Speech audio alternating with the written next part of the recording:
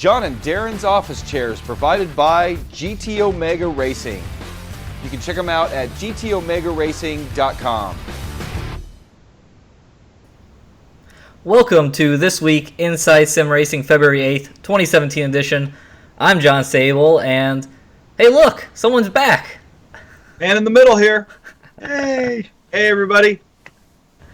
Yes, this week, all three of us are here to tell you about the news and everything else in sim racing. For your guys' requests. You guys were requesting in chat to see all three of us when I was back. So good to be hanging out with these two guys.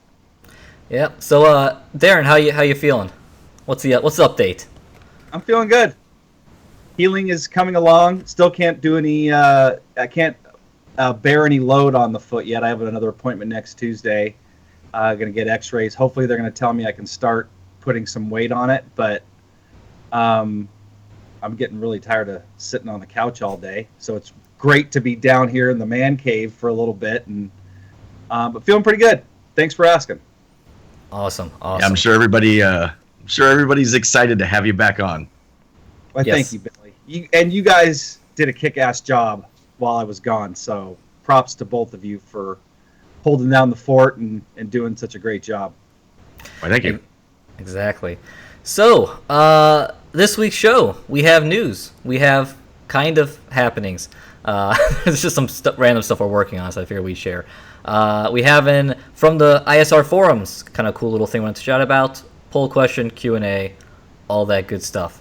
So, with that said, shall we jump into it? Yes. We shall. Let's do it. Okay, first up, there was an update from to rFactor 2 that came out like right at the same time we had the live show going last week.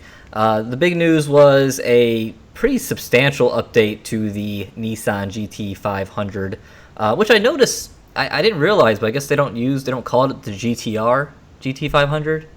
I don't know, I thought that was kind of interesting. It is.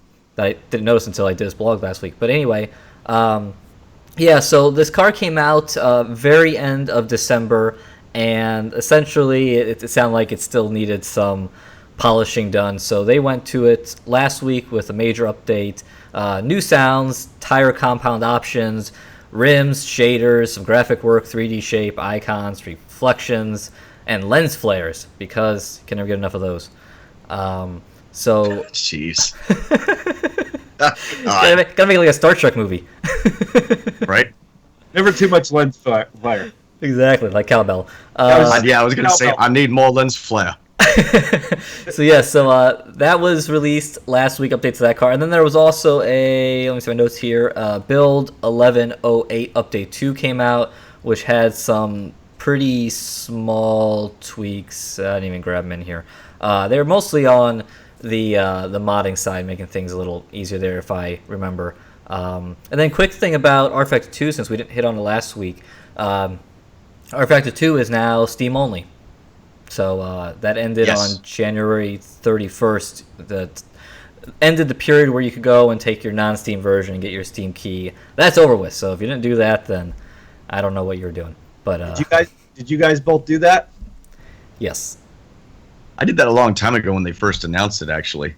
Yeah. Okay. Yeah, I'm on. Go ahead, John. So I've been on Steam for a while. I just always found it easy. I never really cared for the standalone rFactor 2 system. Yeah.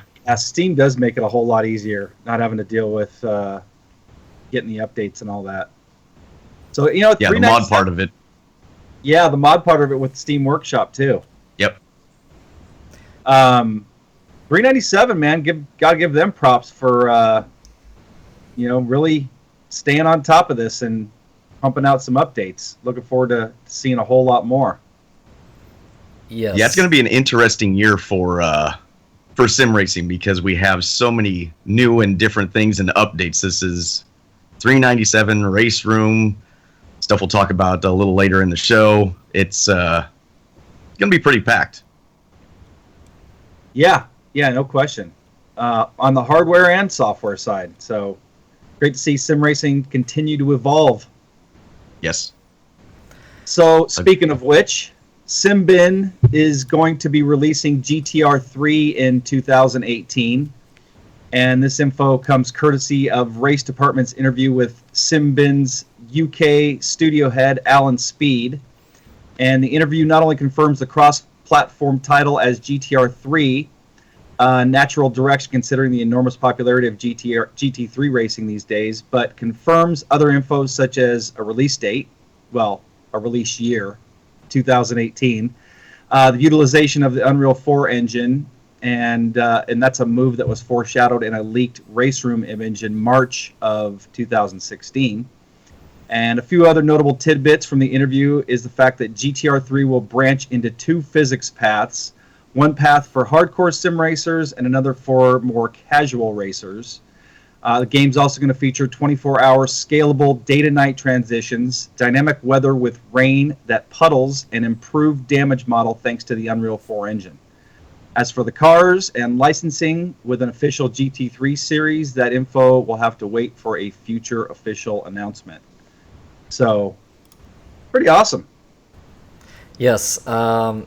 Yeah, I mean that was really cool to see, and kudos. I think I saw Paul Jeffrey from Race Department was in here at the beginning of chat. He wrote that story. Yes. Yeah, no, that's cool to see. It's cool that we have a year. 2018 kind of leaves it wide open, but yeah, I mean, we all talk about how much we love GTR 2.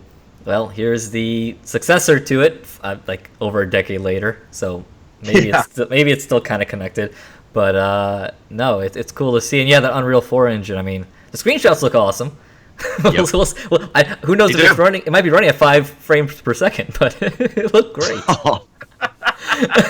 They captured all 5 frames in that second. Yes. Yep. Stop motion graphics. Yeah, so hopefully that's awesome.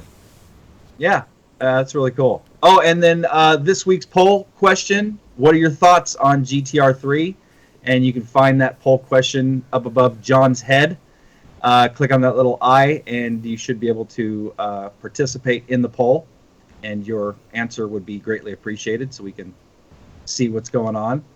And then 2 weeks ago, poll. Well, I guess we can talk about that later. Right, well, let's just kill right now because I forgot this. 2 weeks ago, we had a poll that said thoughts on Kuno's sale, and these are the results. A lot of you guys were like us. Who knows? Don't know. The result. Yeah, 75%. So, yeah.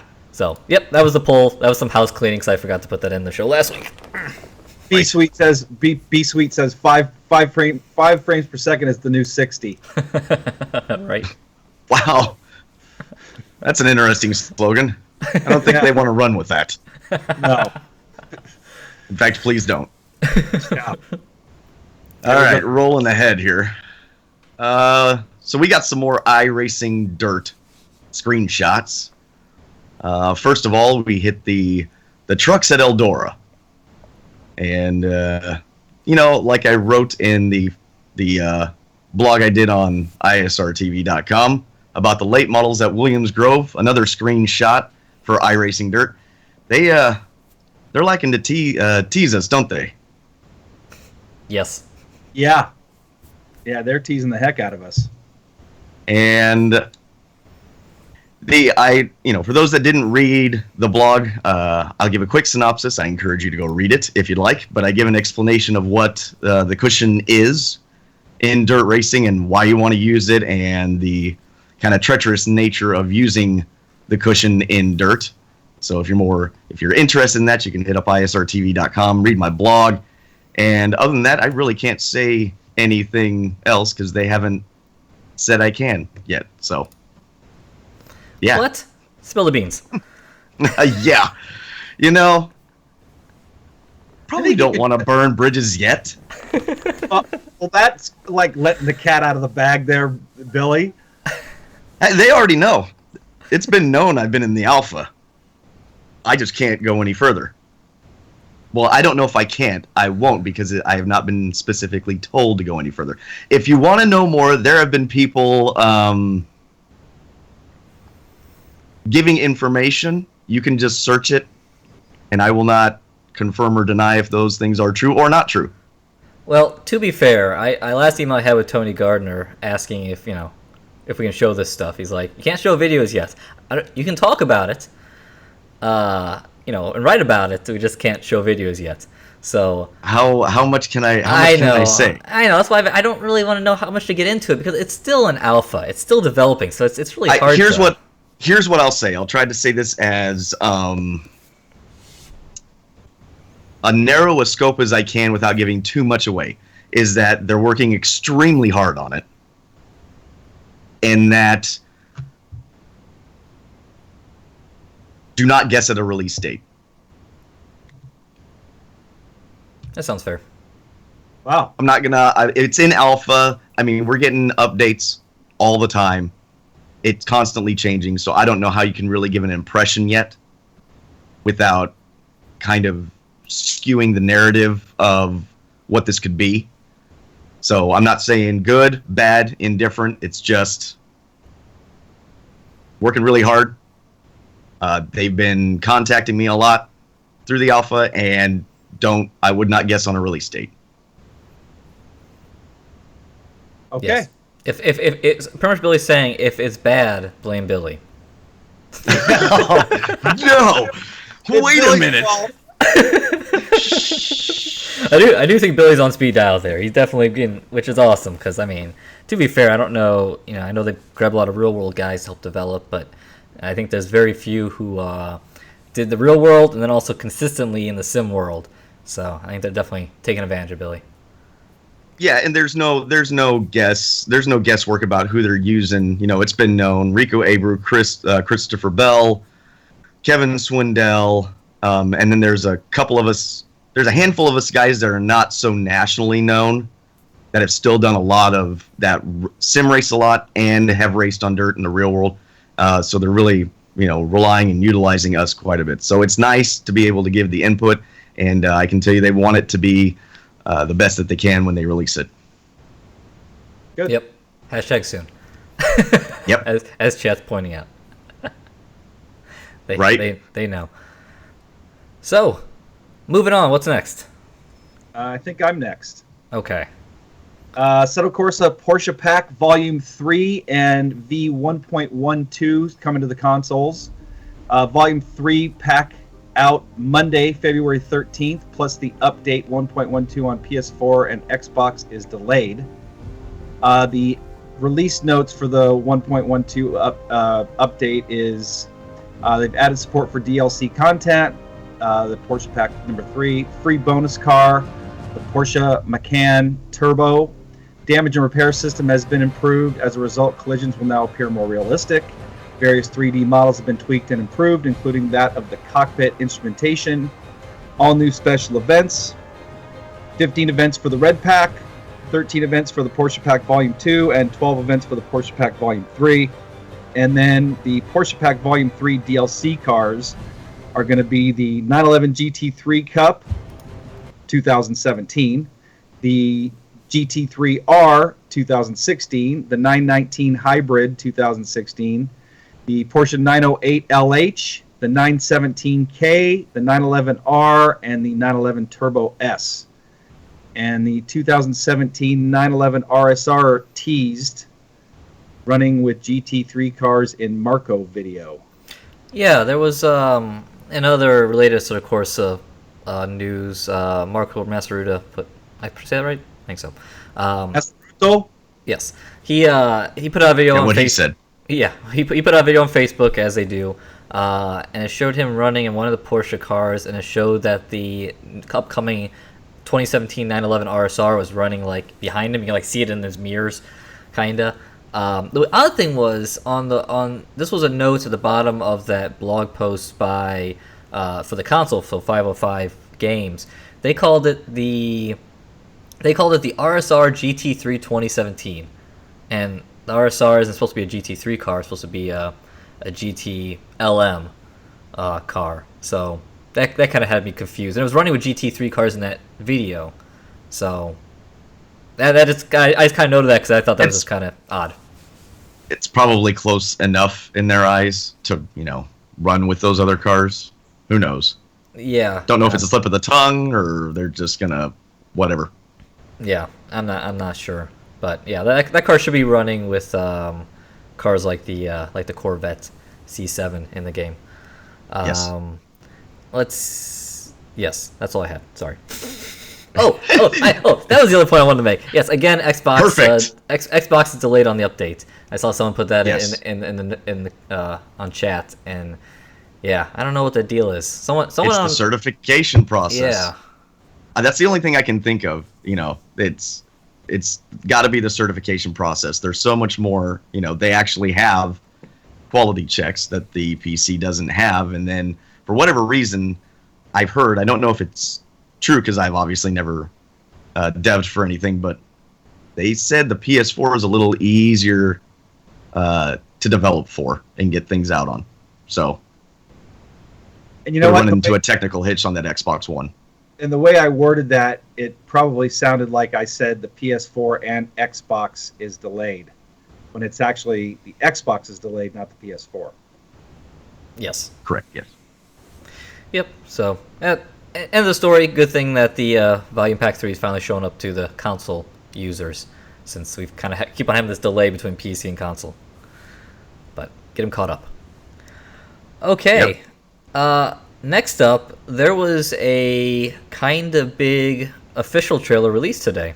Hold on, this is Billy's. This is Billy's Yeah. topic. Yeah, Billy's gonna take this. No.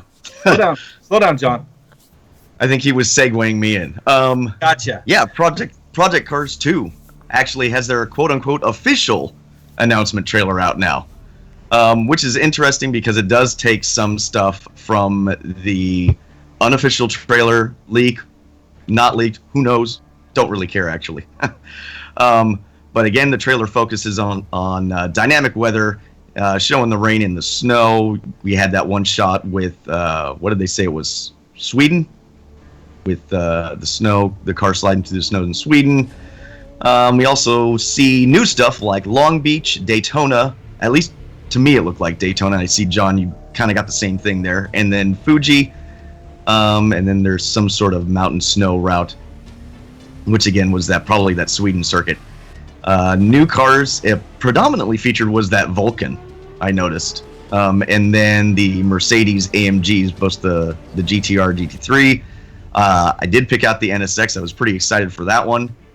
And then also featured the McLaren 650S GT3 and the Nissan GTR GT3. They're boasting 60-plus tracks.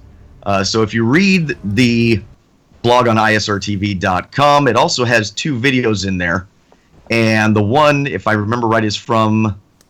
Is it an official PlayStation channel, John? I don't remember. I think they are. Yeah. Okay.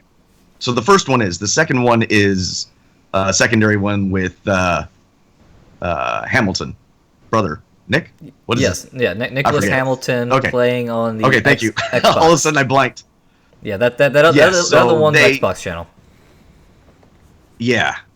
So the PlayStation one, they talked about several different things, but they were really making a big deal about the 60-plus tracks, and they're making it sound like locations, not variants, which is impressive if that's the case. 170-plus cars. Again, we're going over dynamic weather. They used drones to take the images of the track. I've seen some people say this was laser scanning. I did not hear and or see them say laser scanning. My guess is that it's some sort of GPS data mixed with pictures, the photos that they were taking with the drone. Yeah, I saw that too, Billy. Where the heck did I read that about laser scanning? I know GT Planet had something, but I didn't have time to read the article. And then I actually saw that in a couple other locations of articles that I was reading. But in the official, like the trailer and then that PlayStation video, I didn't hear laser scanning. So it may be laser scan, but that's not what I took from the trailer and then the official PlayStation video. Yeah, that's exactly where I read it too, Billy, was GT Planet. I got the press release here too. I just pulled it up. And there's no mention of laser scanning. I mean, they talk about their Live Track 3.0 technology. Yes.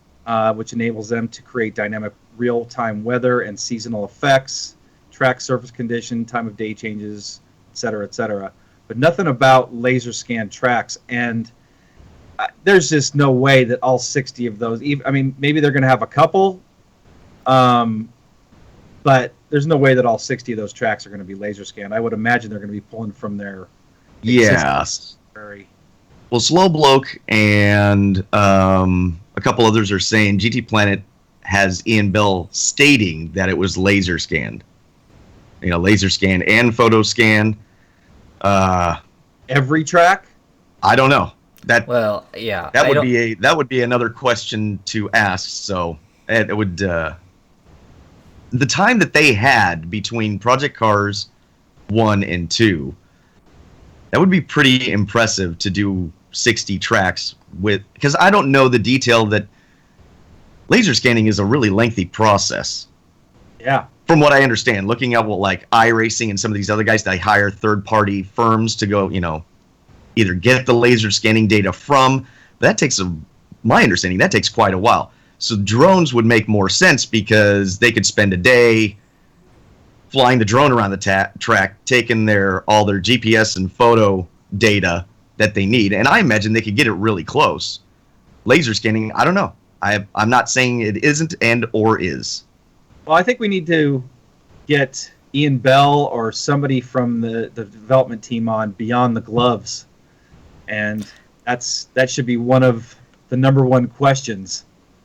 Yes. I think that's a fantastic idea. Yes, I'm gonna be reaching out to our buddy Pete here, because I want to get him on, because he seems like a good time, and he's the director of production or something over there, so he's in the know. We'll try to get him on sometime. I wouldn't mind a controversial Ian Bell interview.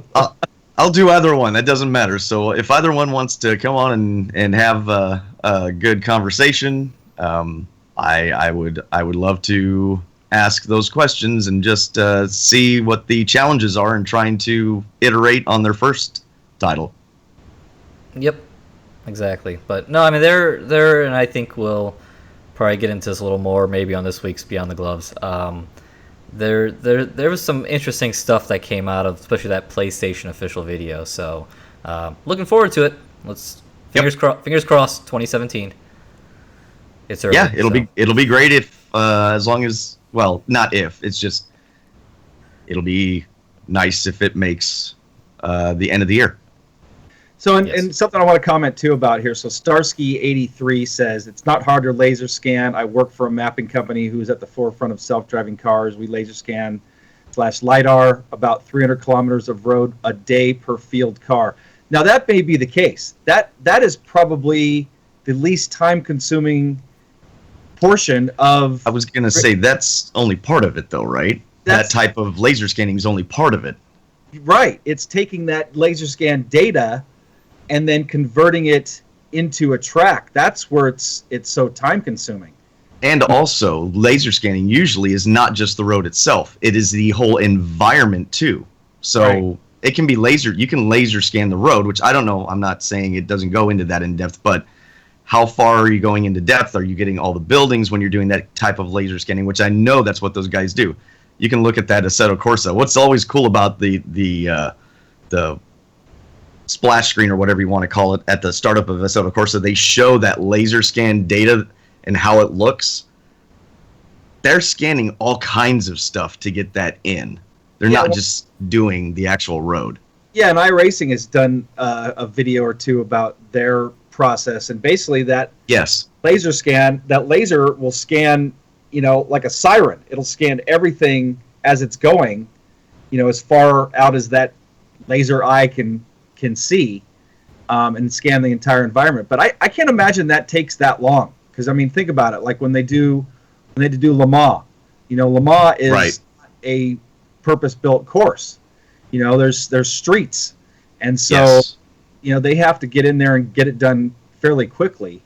But yeah, I think that is the least time-consuming aspect of developing a laser scan track. It's then taking all the images and doing all the art and converting that data into a track. Anyway, that's a great topic for Beyond the Gloves, because we're getting Beyond the Gloves here. Sounds good. By the way, Which, by the way, you guys did a great job on that first episode. That was entertaining. Thanks. Oh, thank you. We seem to get a pretty good reaction out of that one. So Yeah, the feedback's been really good. Yeah, and this does segue us into kind of happenings, which did want to say that program note on Beyond the Gloves, one thing that we ran into is we filmed it on Thursday. We underestimated the slowness of both mine and Billy's internet in terms of sharing large files with one another. So maybe just a little. Just a little. So this week, and we're going to go for now, we're going to release it on Sunday, probably Sunday morning here in the U.S., and we'll see if that makes it a little more sense going forward. So yeah, I added up all the total like consecutive hours, not what you and I put into it, but like continuing a timeline from you to me, me all the way along. It was like just under 30 hours. Yeah. To try and put that 30 hours of work to try and put that episode together. So Friday may have been just a little overambitious. Sorry. Yeah. So so that'll probably be out Sunday morning this week. And then I don't want to give too much now, but I think we're gonna have someone interview next week. I think that's gonna happen. So that'll be really still cool. working on it. Cross our fingers. Yes. So what's on this week's show? I don't even know. What have we decided, Billy? Well, I think we had some requests, and then John and I were kind of thinking about it, and funny enough, we kind of came to the same conclusion. We are going to go in depth about GTR 3 and Project Cars 2, and kind of what we know and what we're looking forward to out of both of them. So those are going to be our main topics, and then we're also going to grab some comments from last week's show and go over that. Very cool. Yes, and at some point I will set up a spot in our forums to talk about stuff on the show there. I just need Darren to re-show me how to do that. Okay. I forgot to do that. And then what else? Let's see. Going to be working on the next level V3 motion platform review. I've been driving that thing for a long time now. Got a lot. Probably have all the footage I really need. To be honest, between doing the video that came out yesterday, the wheel versus wheel versus wheel video. That's what it's called, right? And Triple wheel. That's right. So that video, worked on trying to get that out this weekend. And yeah, I think that's all I really got to talk about for now. Oh, nice mug. I like that. What's that? I got BMWs You see on that? it? Yep. Nice. Bunch of different ones. I don't know how clear that's coming in, but I was pretty happy with it. That's cool. Somebody had commented earlier about Billy had a new mug. Yes, I do. Kevin Brooks says, Billy, you need to do a dirt racing school series. I like that. Yes, I would love to do it. I've kind of been doing that with some of the guys in the Alpha, and it seems to be helping. Dirt is just a different animal, and especially depending on the car you're driving, it can be very confusing how to drive on dirt effectively. So that is something. Hopefully, whenever this gets released, we can go into depth on, and maybe I can have John as a student, and we'll do it that way. Yes. From my experience so far. That'd be cool. You'll get it. Once it clicks, then all of a sudden it's like, oh, is that all it was? But it's just getting to that point. I miss Sure. driving. Yeah, we just gotta get Darren back to driving. Yeah. I know. Yeah, getting into my stage 4 isn't happening, but I was looking at the next level. I can definitely get into that and do some driving. There you go. So I may be doing some of that soon. And sitting Nice. like this doesn't bother my foot that much as it used to. It used to friggin' throb. Ooh, gosh, that's nasty. Yeah. So anyway, John?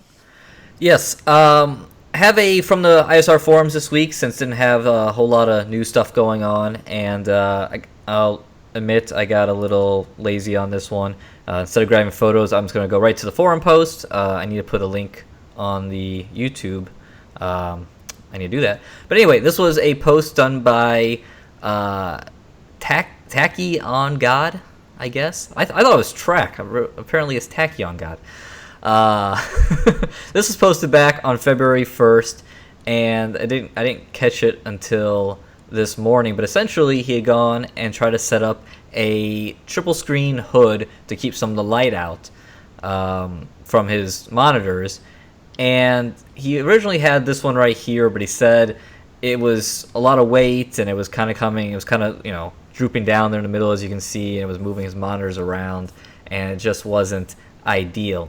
So, as someone in the sim racing community does, many of you guys do, he thought of something else. So, he came up with this design where he goes and he bought these metal strips and actually connected to the monitor mount, and then he, as you see here in this photo, and then he attached magnets to said metal strips, and made some more here that he could bend. I'm sure this segment's working really well for you podcast listeners. Anyway, for everyone here, as you can see, he has the metal strips and that rise up, and what he does here is he tapes them onto the backside of this plastic material. I forgot what he called it. It's material that's kind of like cardboard design, where it has like an internal skeleton, but it's made out of plastic. So he looked like he used like some electrical tape, black duct tape, taped on that metal bracket there, and then he was able to bring it on and connect it to the bracket that he had coming up from the monitor mount using those wing nuts. So now he has a nice secured hood with the 3 different panels that not only doesn't droop anymore, but also looks super clean. And then here's the final piece right here where you put on the backside. So now when you look at the monitors, all you're seeing is black above you. So I thought that was a pretty slick way of doing it, between all those different metal strips, brackets, what have you, and then using magnets. That'd be cool to do on the bat. Yeah.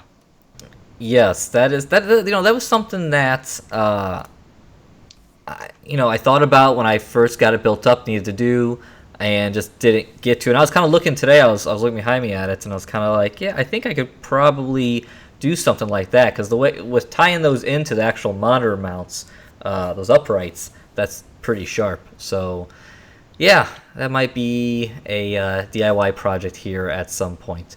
Even though I got to get the with that said, I'm installing the Oculus back on today. I had to reinstall everything a couple weeks ago, and I need to do some VR work when I do that Next Level V3 Motion platform review, because they have a VR setting in there. So SimBin. that too. That's coming up next. You know what? Just ship all that to Billy. Maybe Billy will appreciate that gear. You almost killed Billy. Oh, you made me choke. Good Lord. No, that is literally the next project. I thought about that too. So. You've been saying that for 7 months. Well, I know things keep on coming up. But I know. I don't know if anybody ever notices actually in my test drive videos, but I actually black out my rig 3/4 of the way around. So it's open on the left-hand side so I can get it out in and out and the camera can see, but actually in the front and on the side, if you watch like my very first 1 or 2 videos on ISR, which I've been doing this for a year now. Hey, just thought of that. Oh, cool. Yeah. Damn, time flies. I was like, right? I was like, man, everybody can see everything. I got to fix that. So I went and found the cheapest solution I could, and it's just like the presentation poster board stuff that folds in 3s, and it's black, and so I just go around the front and then go around the side, and it's funny how much that makes you feel like you're actually in the car. It's a silly little thing that it's funny, it makes a difference. Every time somebody sits in it, they're like, hey, this is pretty cool, this feels neat. It's really nothing special, but it just blocks out your peripheral and everything else. Yeah. No, it makes sense. Yeah. And by the way, that black plastic stuff was corrugated plastic. That is the official term if you're searching for that. And again, I don't have it in right now, but later I'll add the link to that forum post on the YouTube description or on our website when we post this video. and you can go check out the forums where he listed every single item and links to what he got.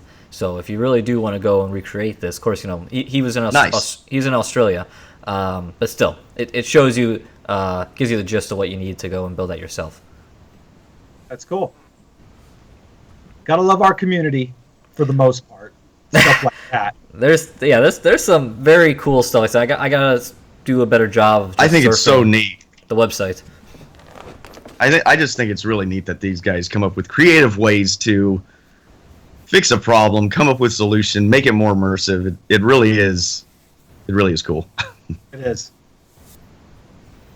That kind of stuff offsets the negative parts of our community, by far. Because I mean, it is so cool to see stuff like that in projects and all the new products coming out, even if it's just a DIY thing. Speaking of which, like the DIY SimWind thing that Richard McNaughton sent me, I was gonna get to it right before I broke my leg or my ankle, and needless to say, that's on hold for a little bit. But yeah, it's just amazing what the cool stuff that's cool innovations, both on the DIY side and on just sim racing in general. Yeah, I agree. Okay, we are on to Q&A, guys. Looks like we have some.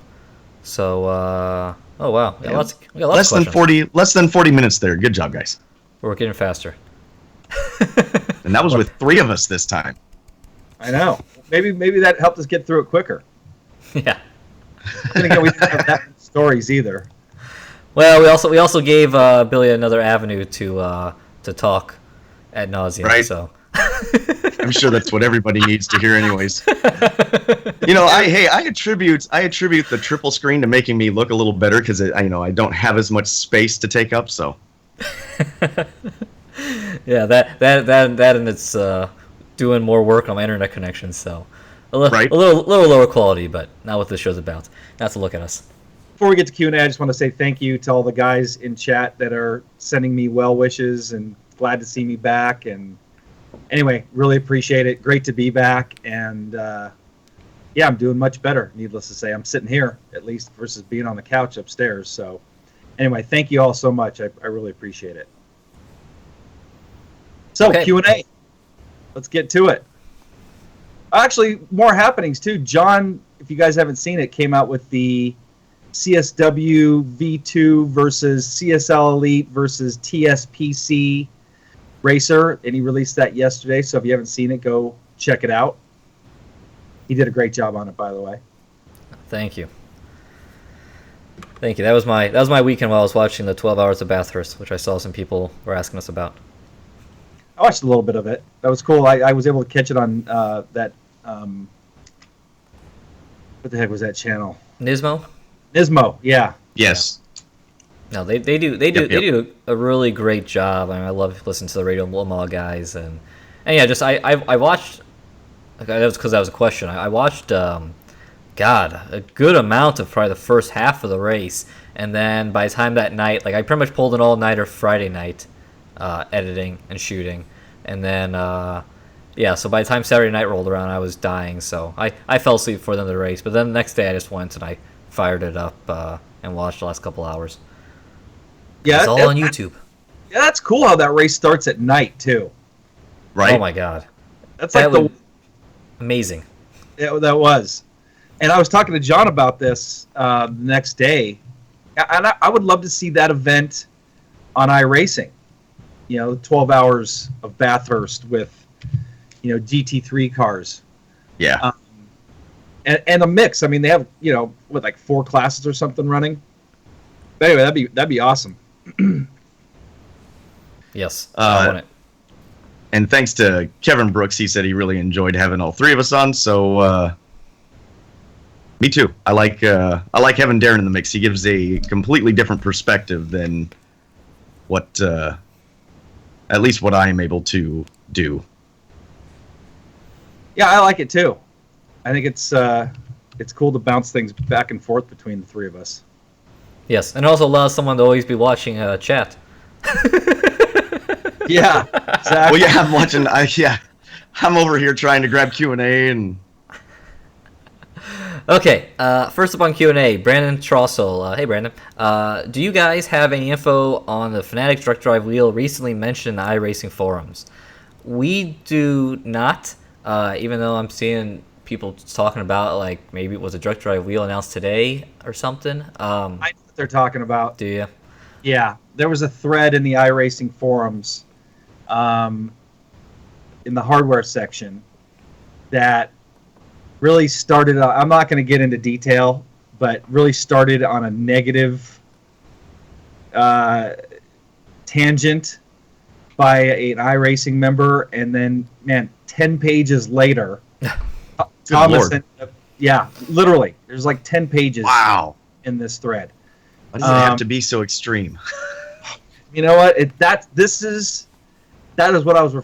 That is part of what I was referring to earlier about something I just don't like about this community. And it wasn't the initial post that really, I don't want to say upset me, because it didn't upset me. I mean, I just kind of stay on the sidelines when it comes to this stuff from now on. But anyway, it turned into a complaint about Fanatec, and then it just back and forth between the Fanatec cheerleaders and the anti-Fanatec people, and then Thomas chimed in, and then Thomas dropped the direct drive bomb, saying, well, we were thinking about making you a beta tester for our direct drive wheel that's coming out. So that's probably what these guys are referring to. And okay. So there wasn't any official announcement that I know of, but I specifically saw him talk about it, which he mentioned it over a year ago. Yeah, Possibly. yeah. It was mentioned a long time ago, and that was also something else that happened that's of interest, and me and Darren talked about before the show. Yesterday, when I was going to post that video, I put a picture up on Instagram, and then it went on Facebook and Twitter. And someone on Facebook commented that the price of the CSW V2 had gone from $600 to $500, which when I did the video, it was still at $600. So some point in, like, I don't know, the last handful week, that was dropped. That $100 was cut off of the CSW V2. So that could be signs of maybe something's afoot there with a new wheel to replace it. I like what Robert wrote here. Grinds my gears. That's how we got to start off with anything like that. Right. Okay. Tom Jones. Tom Jones. Sorry, Tom. Will GTR3 be out before GT7? It's kind of a joke, but I sure hope not. GT7 is already behind the 8-ball, in my opinion. Well, GT Sport. Are we? Yeah, I'm assuming by GT7 you mean GT Sport. If you're actually meaning GT7, then yes, it will probably be out before GT3. GTR3 will be out before GT7. But GT Sport, I said it last year in my blog. What was that? November? December? Yes. I would bank on GT7 coming out somewhere in the neighborhood between September and December. Somewhere in that fall to winter block. Traditionally, that's kind of the last couple, I think, were released there. Or at least I know 5 was for sure. And I think they really needed to rework it. And 5 was delayed for like 2 years. Yes. So the problem is they made a marketing push too soon. And my fear, and like I said in the article, I am a fan of the GT series. Like, I have all of them. Aren't all 3 of us? So yeah. Yeah. I know John with GT4 and stuff. So I'm a fan of the series. I want to see it do good. The problem I have is you've put it out there so early, and you had all this PR and hype build up, and now it's trailed off. And now how does it stack up if Project Cars 2 delivers, and Dirt 4 delivers, and Forza Motorsport 7 delivers, and we've got a bunch of different titles here. GT could be in trouble, and I hope they are not. I really do. But you know what? They have a huge following, though, and always have. I know, but I think it's going to slowly I'm sure. Yeah, you're slowly right. eat away. Well, I'm sure all these. You're absolutely right. I guarantee Forza and Project Cars, GTR 3. You know, when GTR 3 comes out, they're all going to take away some of that market share, and they already have. Forza definitely has. If Yes. Forza's coming out now, they're doing a title every year between Horizon and Motorsport. Right. They got a title coming out every year, and then on top of that, they've now got cross-platform compatibility, PC and Xbox. So, you know, it'd be great to see GT Sport hit the PC. I'm sure that's not going to happen, but that would be awesome. it won't. Those the Sony exclusives like what is it? Horizon Zero Dawn, Last of Us. Those kind. I don't think they're ever going to come to PC. No, because Microsoft owns Turn 10. Yeah. You know, and the Xbox obviously, and Microsoft. Just about everybody that's watching, I'm sure most of the people, or sim racing on a PC is using Windows, so it makes sense that they've made the transition to Windows 10. I just don't, on the PS4, those titles are there to sell consoles. And that I don't ever see that. You need exclusives to sell the consoles. As much as people don't like it, you need exclusives to sell the consoles, especially now because they're so similar. Yep, I agree. But I just don't see that happening. I would love to see it on the PC, but I don't think that's ever going to happen. Unless Sony comes out with their own operating system. No. That's not going to happen. D&D Racing, or D&D Racing Alex. iRacing just posted today that there will be a maintenance on the 14th, so do you think it will be out then? As in dirt, I'm assuming. No. They've actually stated that that's not what this will be. I wonder what it's going to be besides just maintenance. As far as I know, it is just maintenance. It's been stated there's nothing significant. They didn't really go into detail what the maintenance was, and I'm not going to conjecture, but I know for sure it is not anything significant. Boy, there's something else coming down the iRacing pipeline that I'm excited about that we've all seen, but we can't talk about that yet. I'm trying to think. Darren, you know what I'm talking about? Well, as somebody that doesn't know the answer to this question, I'm Ferrari. Oh no, you already know. You found out last week. I know, I know what it is. Well, you know what? This was speculated, and I'm just going to base this on the speculation that was posted in the forums. And John, you don't have to answer, but DX9 is being transitioned out as of March. So, and it's going to be DX11 only, and they extended that. And one of the first things that was said in that thread, I think it was something that Tony posted, day to night transitions. John's got a total straight face. Cricket. So that's my hope. There we go. MotoGP iRacing. I like where we're going with this, Danielle's. I'm sorry, I didn't say that right, but you know what? There was talk of motorcycles back before iRacing released. We did an interview with what was his name? Guy doesn't work with iRacing anymore. I can't think of his name. Anyway, he said that there would be drag racing, motorcycles, and this was back in 2008. So the good old days of just dreams. Yeah. Before it becomes a reality. I think the biggest It's called artistic vision. Yes. I think for iRacing, the biggest thing is there's no controls for motorcycles. Yep. I'm sure you can play with the gamepad, but yeah. Anyway, let's stop speculating, and we don't want to get in any trouble here. Nope. Let's see. Happy, Crazy, and Wise. Q&A. Billy, I race 410 cubic inch wings sprint cars for 8 years. I've been an avid sim racer since the 90s. Should I contact iRacing and try to get access to the alpha for dirt? Sure. Yeah. I mean, one of the things that I think they're having a not a hard time balancing. I just think they're getting a lot of information, and it's not just from one source. They've got people that have raced on dirt. They've got people like myself that have done both. They've got guys that have just been involved in the alpha for iRacing, and they're really trying to understand how to balance all of that. So there's a wide breadth of people on there. There's no reason why at least you couldn't ask.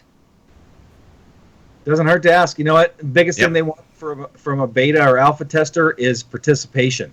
Yeah. They don't want people just getting in there to take advantage of, oh, hey, I'm going to go drive a couple laps in this car just to see what it's like. They want feedback. They don't want you, and they take in new testers all the time, and then they boot them for lack of participation. So, yeah, if you think you can offer feedback, go for it. Hit them up. That's basically what we did with me. Yep. Yeah, the guy who's supposed to just jump in and drive once in a while is me. That's what I do. Jump in once in a while, make a video, say, "Okay, boys." That's why we were giving. They weren't really looking to us. I mean, hey, if we give them, actually, I gave them feedback on the driver swaps when they were coming out with that. We ran a test with them, and I think you were in that test too, John, weren't you? Yep. So yeah, they aren't looking at us to be beta testers. We're in there for media access, but I'm sure they welcome our feedback. Billy, did you get something on your cup there, or? I was just reading the next. I was reading the next question, and it just says, "Who is your coffee mug source?" I get shirts, prints, and mugs. And no, this is not sponsored. I don't get them for any kind of break or for free. It's just 8380 Laboratories. They have some pretty cool stuff on there, and that's where I got this particular coffee cup from. Wait a second. Let me take a note here. 8380 Laboratories. Hit them up for sponsorship. Okay. That is correct. Thank you, sir. I was hoping you'd catch up on that, or catch that subtle little hint I was flying there. Okay. I'll send that down. Andre Copelwheel, I'm going to go with. Do some pedal comparisons like the Fanatic V3, CSL Elite, T3PA Pro. I mean, we could. Those ones are a little more. I mean, I have him and Hall back and forth on whether I like the V3s or Elites more. And then both those pedal sets we said better than T3PA Pros. They all kind of have their price point, Yeah, and I got a set of the Elites. Actually, I think it was after I broke my ankle. They showed up. Oh. I got a set of the Elite pedals that I'm dying to try, but yeah, no can do right now. Yeah, so I did see someone say need a PC wheels buyer's guide, and I agree, but I need to do some other videos that don't take up 2 weeks of my life. And besides, the next long video I'm going to do is going to be Sim Vibe. Da, da, da, da. We're getting on board. We're getting on board with this. The next long video. Yes. Well, I'll try to help you not make it so long. Yes. That'd be good. In the say, tap into my Billy. Get your head out of the gutter, Billy. Get your mind out of the gutter. Hey, no, I was just laughing because you said not that way. I was just saying I was laughing because long-winded. That's the whole reason we have the Beyond the Gloves thing. I was just laughing at that. Get your minds out of the gutter. That's the real problem there. Anyway, tap into my vast sim experience knowledge base. There we go. Billy, get yourself a butt kicker, man. I'll get you hooked up.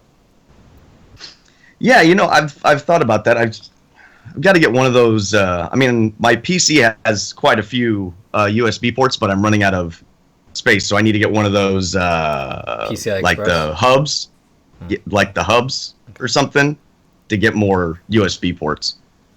You don't need a USB port for it. How do you? You need an extra sound card. Okay, well then I don't have that. But you'll need that. Okay, well I don't have that. We'll talk about that later. John's piece will discuss that. Yes. Let's see. T-Bone. Billy, do you own race car bed sheets too? Funny you should ask that. No. My wife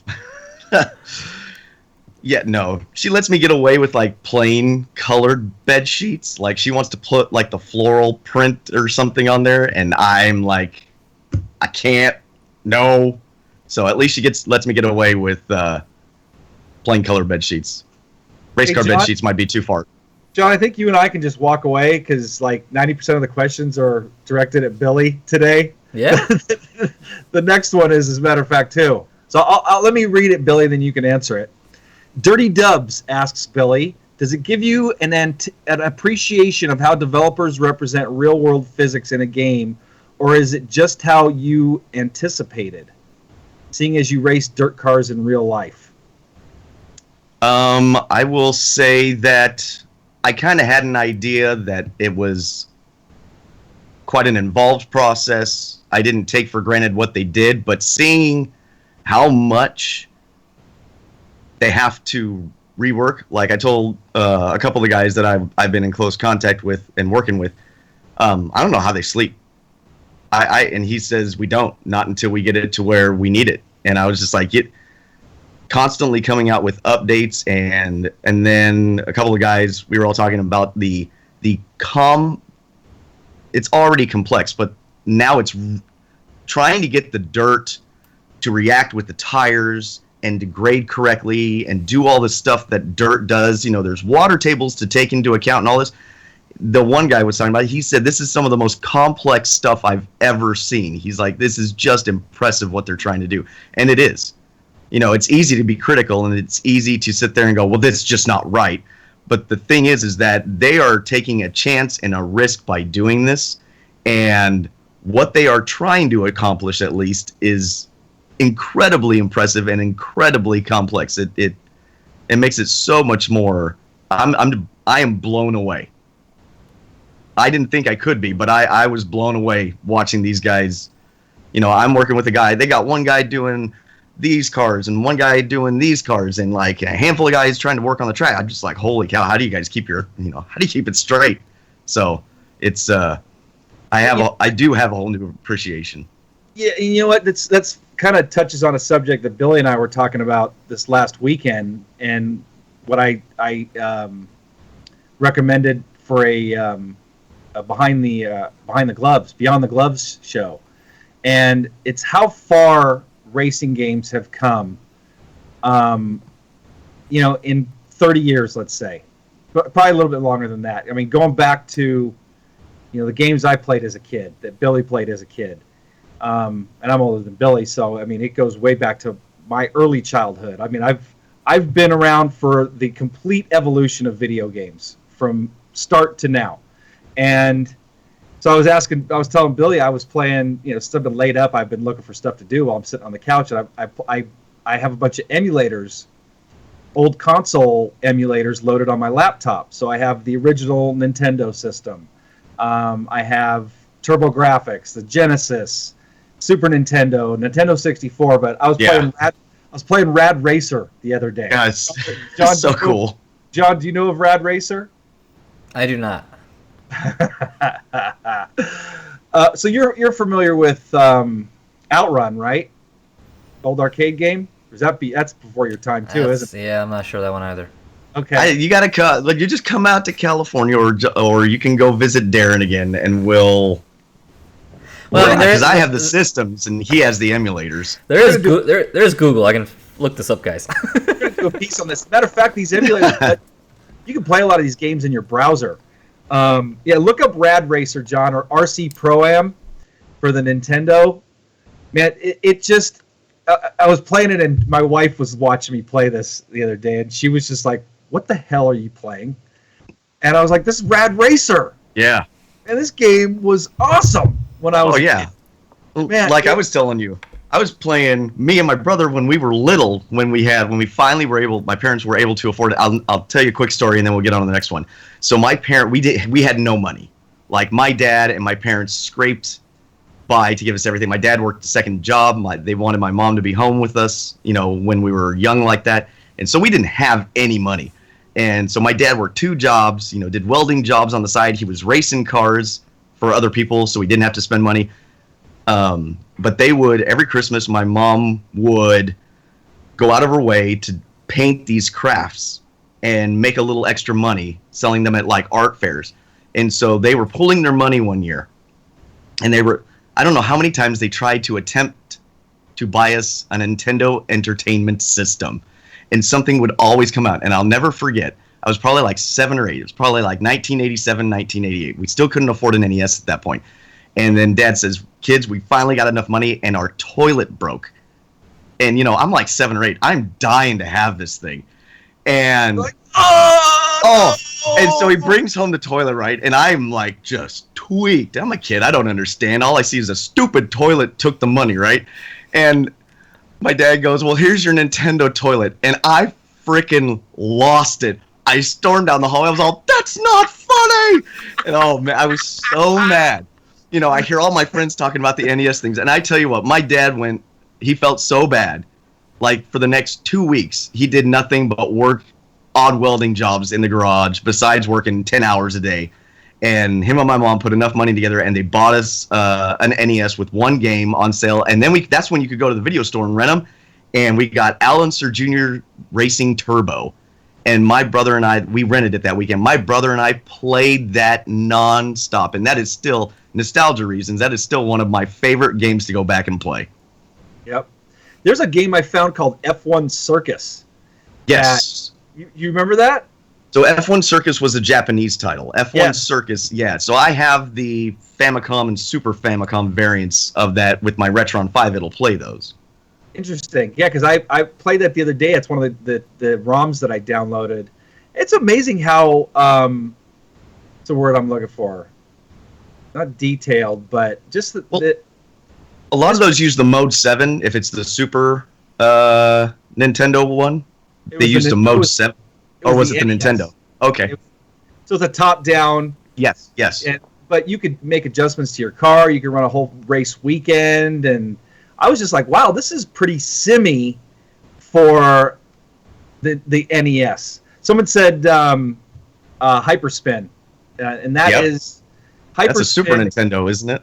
Well, no. So Hyperspin is basically the user interface that I'm using. Oh, I'm sorry. Yes. There's a game called Hyperspin, yes. Okay. I'm talking about the emulator. So Hyperspin is the user interface I'm using. And if you guys are wondering, all this stuff you can get for free on the internet. Just do. There's a guy that Simply Austin that does these tutorials on how to set up these emulators and where to get them and all that stuff. And so anyway, it's all free. And man, I have a couple thousand games now hooked up. And I can, with this Hyperspin user interface, I can launch any one of those systems right from it, and it's really cool. But anyway, we can. That's a. we went beyond the gloves again. I'm laughing. Chat's probably like, "Oh, John, what are you?" Sorry. But I do want to. I'm even gonna scroll for this one and mess up chat. Someone who I think maybe someone a little more my age, because I related this. Kurt Peel wrote, "My first racing game was Nintendo 64 Star Wars Episode 1 Racer. That game was awesome. That was awesome. I have that one. I love that game. I remember that was one of the only. Yeah, that was my jam. I remember playing that one when I first got a 64. That was fun, and it was not easy to control with the way those racers moved. It was good stuff. Yes. So I loved the comment too, John. They said about you. John's looking at these two guys like, damn, these guys are old. Hey, there's like, what, 9-10 year gaps between us, something like that? Well, how old are you, Billy? 37. Yeah, so it's, exactly. We're 10 years, almost exactly 10 years apart from each other. And I thought that based on what you were saying with the NES, because I was just finishing high school when the NES came out. So I was 86, 85, 86. I finished high school in 86. So yeah, we're all 10 years apart. So it's kind of cool, I think, to hear the different, hearing it from the different eras. Yeah. Between the 10-year gap. But you and I, Billy, were pretty, as far as the games, because you started playing, at 6, 7, however old you were, with the NES. I definitely go further back than that in television, Atari 2600. Not to belabor the point, but I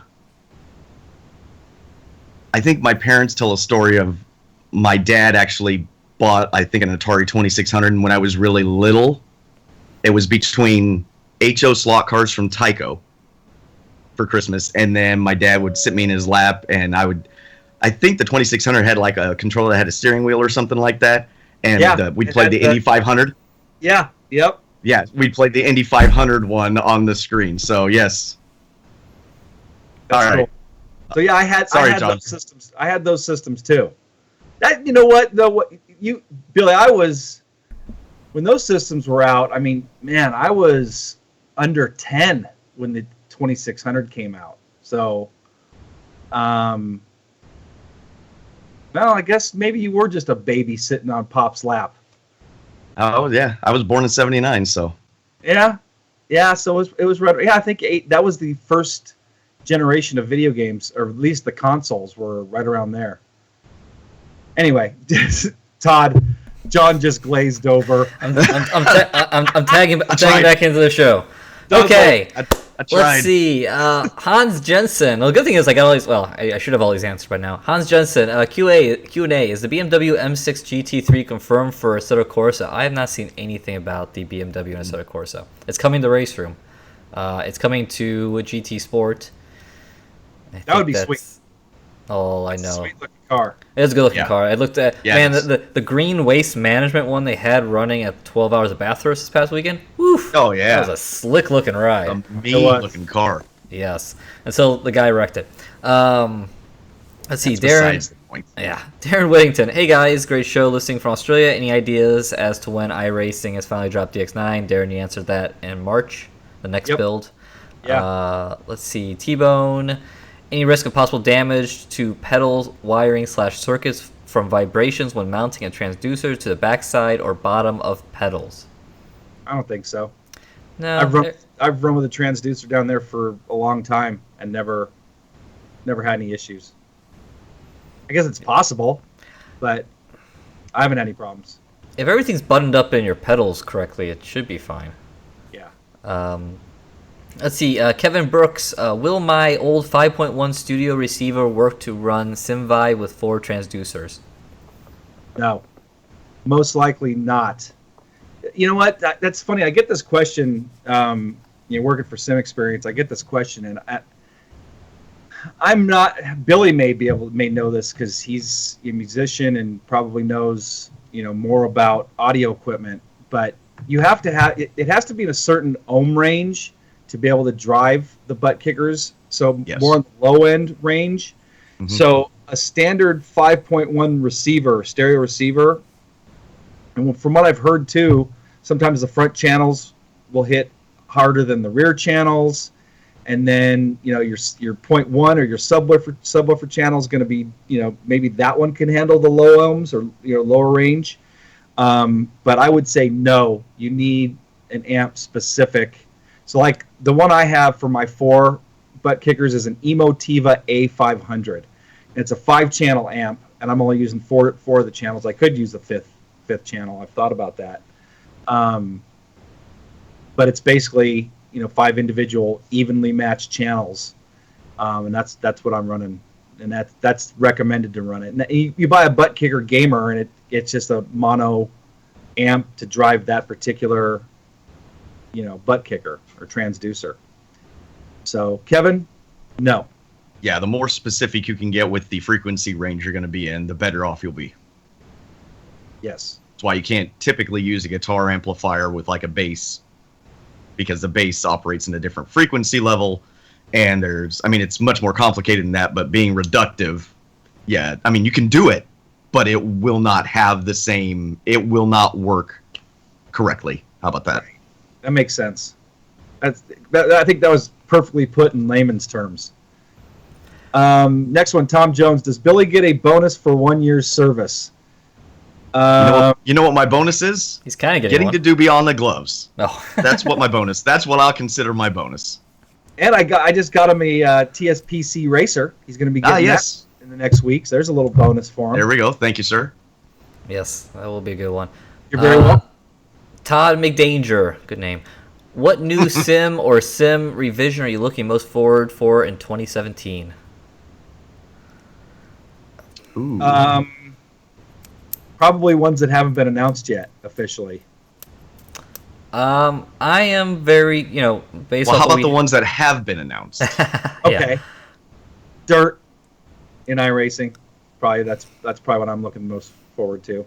Yes. As of today, I'm very intrigued by what's going on with Project Cars 2. Like I said That would be my before, second.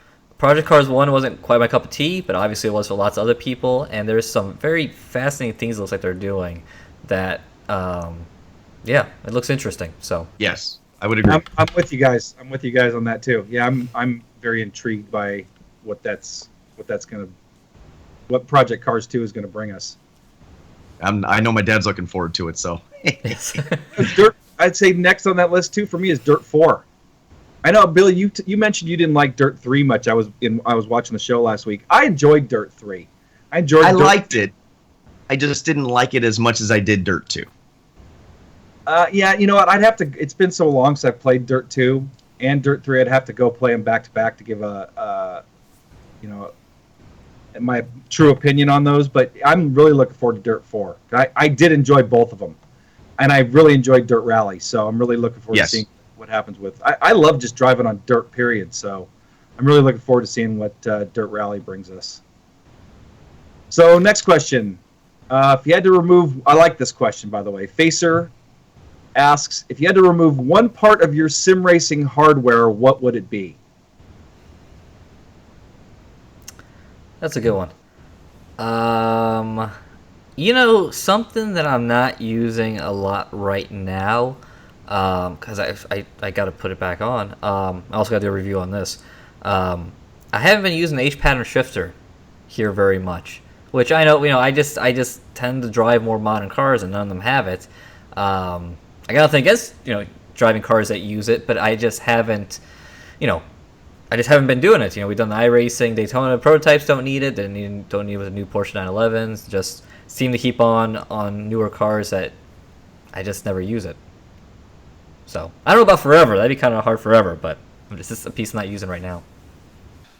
I'd probably agree with that. If I had to remove one thing, because I'm thinking about it. I'm thinking about my rig, and man, it's like I said, I miss driving. It's been so long. But just looking at it, I wouldn't want to remove anything. I love all as you add more things to it, you get more immersed. And it would probably, if I had to take one thing away, it'd be the shifter. Like John said, I can just use my paddle shifters. And most of the modern cars we drive anyway, I'm paddle shifting. So that would probably be me. What about you, Billy? I just got a handbrake for Christmas, so I guess that would have to be my default. I got the Fanatic one. Okay. The club, what is it? The Club Sport. Sorry, I don't remember what it's specific nomenclature. It's like Club Sport handbrake. It's nothing. Yeah. So I just got that. So I guess I could say, since I just got that, then it would have to be that one. If we're not including that, then I would have to say my H pattern. Because I really like my dash button boxes that I have. Yeah. I really like those. That was the first thing I thought of. I'm thinking, well, I could probably get away without using the button boxes. But then when it comes to running endurance races. Yeah, and when you start going into iRacing and some of like Project Cars and some of the on-the-fly adjustments you can have that are just more than the buttons on your wheel, it's pretty hard to go backwards. Well, I like having the buttons away from the wheel. So then, especially you're in the heat of the moment, you're turning and you're not like fumbling to get to the button on your wheel. You just reach straight ahead and it's, in that same static location every time. So yeah, it would be the shifter for me before anything else. That was a great question. By the way, prize for your great question today. And yeah, we should. An alternative answer. James, hi. I remove the voice I hear nagging at me when I'm sim racing at home. I love that. You know what? Well, on that Perfect. subject, I gotta pull up this thread that was on iRacing, and you guys won't be able to see it, but I'll read it. So we can go to the next question, but I gotta find this. It was friggin' classic. Nigel Benton, playing Dirt Rally on Xbox with Thrustmaster TX Leather and T3PA, is there any way to use paddle shifters and clutch together? I can only get the clutch to work with the TH8A shifter. Is there any way to use the paddle shifters and clutch together? Should be able to, but it's not easy because it's going to feel like it doesn't work because it's very hard, I noticed, to get my hand and my foot in that manner to line up. I don't know what it is. It's so much easier for me to use an H pattern in the clutch. Trying to use the paddle shifter in a clutch, I am like, I'm just not very. It's very foreign. Yeah. Yes. So that may be just a function of you just not criticizing. I'm just saying it might be something to look at, to actually literally just slow down for a second, push the clutch in, click the paddle shifter, and then let the clutch back out and see if it actually shifted the gear instead of trying to do it quick. Okay, here's that. Go ahead. I was gonna say, I feel like when I've tried to do it in the past, I've almost had to like hold the paddle longer and like almost just hold things longer to get it to just. It does not want you to do it quick. That's the thing. Yeah. It wants you to do it slower, like you would an H pattern. So I remember trying it with the Assetto Corsa, and it was messing me up because I didn't have an H pattern yet, but I wanted to try to shift, quote unquote, manually, and you have to do it in a much slower progression than just banging a paddle shifter. Yeah, it should be able. I mean, it should be able to work. I know Kevin Brooks here said turn off H pattern shifter, and I can't remember the Dirt Rally menus off the top of my head of what needs to get done. But yeah, I mean, you should be able to set it up that works. Yes. It's just unnatural. You can do it with the MX-5 in iRacing. Yeah. Because the MX-5 is faster if you turn any car is faster if you turn auto clutch off. And when you do that, you have to manually shift. And if you don't have an H pattern, and I've done it with the paddle shifters, you clutch and shift. So it's possible, but it's like Billy said, it's foreign. It takes a lot of practice. Yeah. You get used to it. It just takes practice. So I'm going to read this thread here. So every once in a while, you see in the iRacing forums, "Goodbye iRacing," or "I'm done," or guys just saying, "Hey, it's time for me to move on," whatever. So the subject was "Goodbye iRacing." I'm here to say goodbye to the friends I've made and the sim I love. My wife says that I'm on the site every hour of the day and she can't stand it anymore. Well, we argued and she told me to choose between her or iRacing. Therefore, I'm going to be offline for a couple hours while I pack her luggage and call her a cab. Oh, Jesus.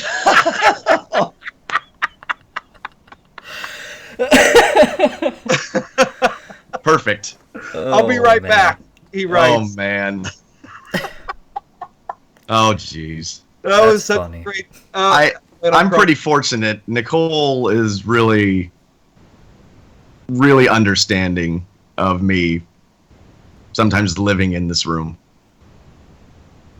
My wife is too. I mean, my wife, she's sim raced a little bit. She hasn't in a while, but she totally. I mean, John can attest to this. He lived here for 8 months. I mean, she totally is behind this whole, my whole sim racing life. And, it honestly, I don't think I could be married to somebody that wasn't, because it is a big part of my life. So it's great to have a significant other that is so supportive. John? What? Oh, my turn to chime in? Yeah, most days. Depends how many all-nighters I've been pulling. Let's see. So Facer, he had the question, what would you remove? And then now his next follow-up is, what do you want to upgrade next from your sim racing rig hardware? For me, it's going to be butt kickers, because I actually do want to get those on. And I got these new speakers I need to get hooked up, so I just got to, do this, because, yeah. I've gone back to my old speakers after the Logitechs just pretty much died. So I just got two speakers right now, so it's not very good. There was a question, and I erased it originally, but I'll just answer it now. Nigel Benton asked, Darren, are you sure you didn't break your ankle whilst wearing your Oculus Rift? I knew VR would be bad for your health. Hope you get back to full fitness soon. Well, thank you for that, but how the heck virtually jumping rope? That's weird. Yeah, well, considering I've only used my Rift sitting in my rig, I think that'd be pretty much impossible, unless I can't even think of a way. No, that is not. You're trying to kick the door out. You thought you were on fire. Hey, yeah, the house is on fire. I thought the house was on fire next to it. Exactly. Nigel's been around long enough to know the only thing that happens when you wear an Oculus Rift is dying in a house fire. That's right. Yes. We've already established. We don't have Wim here to comment on that. At least I haven't seen him. It's Wim's go-to. All right. I'm going to ask you guys this question since this doesn't involve me. But, Craig, how are you guys getting on with VR? Personally, he can't go back to screens now. I mean, Darren's been out. Loving it. Yeah. I gotta get back installed today, and I gotta play around with super sampling. That's been my thing. I did a little bit. With Assetto Corsa, I was doing better. I was liking the experience more, but I need to get back to that. So I want to try it with Race Room. yes, that was another motivation. I want to check how Race Room's like. But I will say, by default though, I've always said, I like my monitor setup. It's pretty swell. So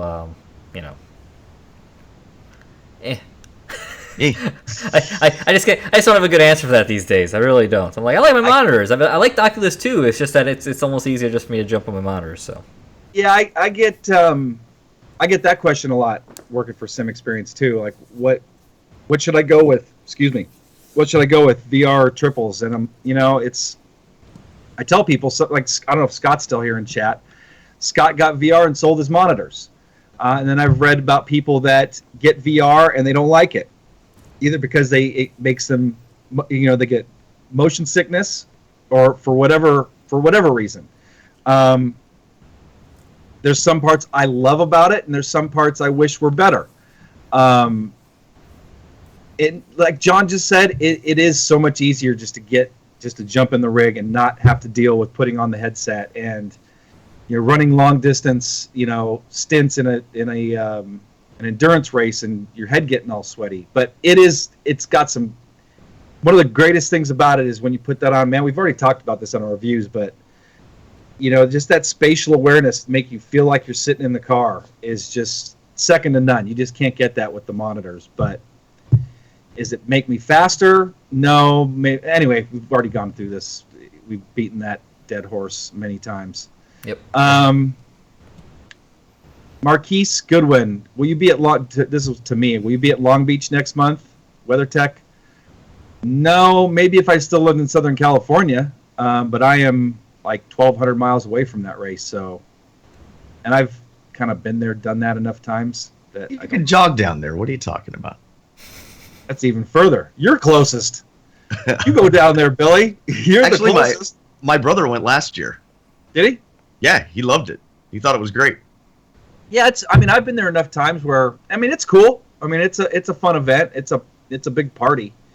Not the best place to go watch a race because it's like, whoa! Oh, there they go. Now you got to wait another minute and a half for them to come by again. But I've seen the old kart Indy cars there. I think I saw the DW12s there. I've seen IMSA style cars running there. I saw some drifting going on there. Mm-hmm. It's cool. It's a cool event, but no, I will not be there. Next one's for you, Billy. Kevin Brooks. I'll ask you the question. Why does a sprint car turn right on the straight when I go full throttle? Well, you've got a couple things going on. First off is kind of understanding what a sprint car does. A sprint car does not have a starter, so it needs to be bump started. So you put it into gear, and that is because there is absolutely no flywheel. It's got one gear, and the drive shaft goes through your legs through a torque tube, and that is connected directly to the crankshaft. So when it goes to the back, then it is hooked to, your ring and pinion, and that's a solid axle in the rear. There is no. I've kind of gotten an argument with people. You can call it a differential. It is not actually a differential. It is a solid axle with a ring gear. There's the left and rear tire do not rotate at different speeds like a standard street or even like a GT car transmission. So that means that somehow to go through the corners, you need to get that car to turn, because if you were to put same size tires on, that means it's rolling at the same rate, which does not allow it to turn very easy. That's why when you drive the older Porsche cars, like the 935, the 917, 956, 962. They have a spooled rear end, which is a similar concept. That's why a lot of people call out the push that those cars have on throttle. Sprint car is similar, but we get around that by having a smaller left rear tire and a larger right rear tire. So what's happening is the car, you're not carrying enough speed through the corner. So my guess is that you're trying to horsepower out of the turn, and it's kind of getting sideways coming off, like the back end is pitching out, and it's trying to go to the left of the infield. And you steer back, you might lift off the throttle. All of a sudden, everything loads on the left rear, and it shoots you towards the fence. That's a function of not driving it fast enough, essentially. That car is not meant to go slow. It is meant to go straight, especially a wing sprint car. It is meant to go straight. So that's the quickest and easiest way I can describe why that's, without seeing what you're doing, why it is doing that. You need to carry more speed through the corner and coming off. Yep, Great it's almost answer. kind of, it's almost, yeah, a little bit of driving I've done so far. It almost kind of reminded me of, well, it's an odd comparison, like the Lotus 79 in iRacing or any of those old, ground effects cars with the arrow, where to go faster, you must drive faster to get the arrow to work. Yeah, the sprint car, you got to keep that corner speed up, or, yeah, they don't really accelerate off. So, yeah, that's kind of a, again, that's why Billy will do a driving school and teach me.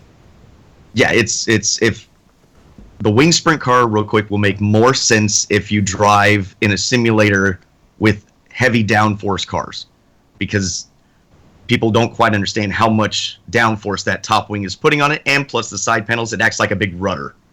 You know, all that, and the geometry, you know, very simple geometry of the suspension and the way the tires are, it is meant to drive fast, hard, quick, and that's the only way it works.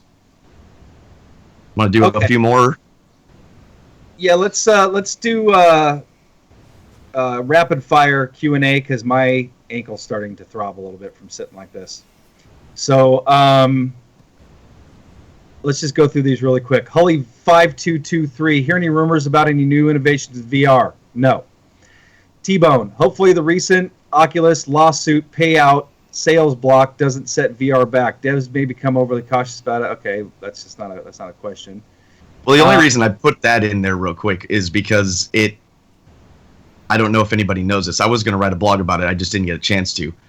That was a whole thing with kind of like Bethesda's parent company and John Carmack, quote unquote, stealing from them code and then going to Oculus and basically using that code to make the Oculus work, which I guess he says it's not true, but it does put some sort of impact on Oculus, and just not sure how much that's going to be yet. They lost, and what was the payout? $500 million. Yeah, which to Bethesda is a big deal. To Oculus and Facebook, I don't know that how much that hurts them, or how much that delays development. Yep. No, don't. Facebook has a lawsuit money bag of like probably $10 billion. So, yeah, it's a minor dent. They can afford it. Yep. Right. Did you see GT Sport brought exclusive rights to Pikes Peak? Yes. Yep. And we talked about in the Beyond the Gloves. Unless Darren would like to quickly interject. Nope. In short, not great. I don't like it. I mean, I don't like that they got exclusive rights to it, but whatever. Yeah. Is what it is. Maynard, do you think Project Cars 2 and Dirt 4 will have improved force feedback like Forza Motorsport 7? How do you know Forza Motorsport 7 has it? So that's that's only rumored. We haven't got our hands on it, so we have no idea if it is or is not improved. The jury is out on all three, as I saw a story earlier saying Dirt 4 more realistic than Dirt Rally, and it's like, well, great. Well, we got to actually try it first. Yeah, how do we don't know that yet. No one knows. Yeah. I'll take the next one because it's towards me, and then the next one, it says not just a question for Billy. Kevin Brooks asks, Darren, and by the way, Kevin Brooks just said he gave us a $10 donation, which I didn't see come through, but thank you for that, Kevin. Thank you very much. Darren, is the G seat still available? So if you're not sure what he's talking about, it's a Sim Experience G seat. No, the GS4 has been off the market for over a year now, and the GS5 is in development. I do not have a release date, price, or anything like that. We're hoping this year, but that's all I can tell you. So not a question for Billy. Are headphones or speakers better for casual sim racing? You know, for the longest time, I raced with just my G930 headset, partially because I had a lot of time spent in apartments and roommates and stuff like that, and just being able to not bother them and kind of just like close myself in and focus, I really liked. But you know, now that I can have speakers, I do enjoy having speakers more. But it's a personal preference, in my opinion. I like speakers better. I prefer speakers if I'm just jumping in and driving real quick. GF Rally Q, about dirt and iRacing, is the track deformable? Is the buildup just cosmetic textures, or yeah, it's deformable? Yeah, they've stated that they are trying to make it so where there are layers and that it deforms depending on where you're driving. So, yes is the short answer. Dirty Dubs Q&A, and actually this is another thing that iRacing is discontinuing as of the next build. I have a Mac, don't want to bother with boot camp. Is it worth playing iRacing with no force feedback, or should I stick to AC on the PS4? Has anyone tried iRacing running on Windows and Parallels? iRacing is discontinuing Mac and Linux support as of the next build, and I think it's because of the whole DX9 thing. So none of us have any experience with that, so I don't know, maybe someone in chat can answer that, or go to our forums, or go to the iRacing forums. Yeah, and one comment on that, you know, we've been doing work on the website, it's still ongoing, and had a Mac section lined up, and I did more research, and it's like about 5 years ago or something, there was a lot of Mac, you know, things were coming out for the Mac, and now it's all dried up. So yeah, there just isn't really anything new to report, so kill that section. The Nick123, what Porsche would you like next from iRacing? I'll take the 911 RSR or the 919 or 918. Which one is it? What's the prototype? Yeah, I was just gonna say I want the prototype. Billy? I would say an older car, but doesn't usually do well. So I wouldn't mind the more. It's your personal preference, though. I would like to have like the 956 or the 962. I'd be even okay with the 917. 962 is sweet. Yeah, I mean, yeah, those. If we're talking modern car, I think either ones you guys mentioned, yes. All right, last question. How do you think rFactor 2 stacks up to other sims? Thinking about buying it as an offline sim, mainly use iRacing. Welcome back, Darren, by the way. Thank you. What do you guys think? I think rFactor 2 has some really good features to it. If you're doing offline, it has probably some of the best AI you can run against, in my experience. There's a plethora of mods you can run. You know, how optimized those are, you'll have to check. I think all in all, rFactor 2 does offer something that most other sims don't offer. If you're looking for the most, you know, a super pretty looking sim, or I don't know, it does have its advantage. And if you're just iRacing and then doing rFactor 2 for the offline stuff, I think you'll be in good shape. You know, even for online stuff. I mean, if you're not going to get the community and the structure that iRacing has. They have a lot of leagues, though. Yeah, exactly. There's some great leagues that run rFactor 2. You know, rFactor 2's got some features that if we were to take the best features of every title to make one super sim, yep, there's definitely features in rFactor 2 that would go into that super sim. Their real road, or whatever they call it, is really a cool idea. Yeah. It's got great physics, force feedback's super solid. So I mean, it's got a great backbone. It's really great to see that Studio 397 has taken over and is bringing it into, you know, up to par with the other modern sims by adding DX11 and so I have high hopes for rFactor 2. You know, I'm not partial. I mean, I am partial to iRacing. That is my favorite, just because of what we can do on it. You know, running the endurance races and stuff like that. But I like them all. I mean, there's something I like about Yeah. every title on the market. I would agree with that. So Yeah. Well, I tell people my opinion on things. To pay attention to what I'm driving. I don't think I've turned on rFactor 2 in 6 months, 8 months. I don't remember. It's been that long. So, it's competitive markets, and I find myself turning on other things like Race Room or even Automobilista. So, I would probably rank those above it, but I do think that rFactor 2 still offers a couple unique things that, if you're looking at it, I don't think it's a bad option. Yep. yes. Okay. So that's going to wrap it up. We'd appreciate a thumbs up. Subscribe to our channel if you haven't yet. I would imagine most of you already have, and we appreciate that. I'm going to take us out here, guys. For Billy Strange and John Sable, I'm Darren Ganji. Thank you guys for watching. We'll see you guys next time. See you guys. Thanks.